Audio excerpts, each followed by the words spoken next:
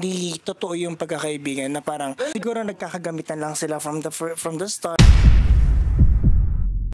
Pag sobrang late tayo, galit na galit agad. Init yung ulo ko pag may nalilate. I think may work naman ako kung nagka-cancel. Hindi. Yung tipong ako, tapon-tampon na ako siya, walang pakialam. Parang, ba't hindi nila ako din nadalaw? Iyak ako maghapon nun. Ay, hindi ko makalimutan. Ba't naiyak ako dun sa tanong na yun?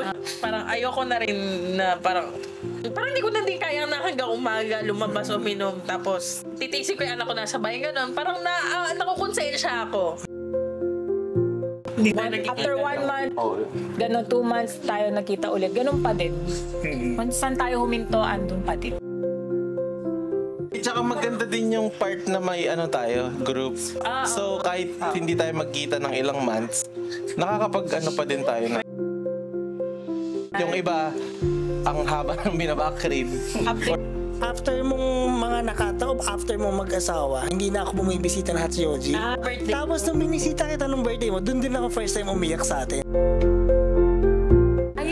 O siguro, shit, ang pangit kong umiyak. Sobrang tagal na. By the way, 19 kami noon, tapos 30 years old na ako ngayon. Yes, 11 years. 11 years na yun? Oh no.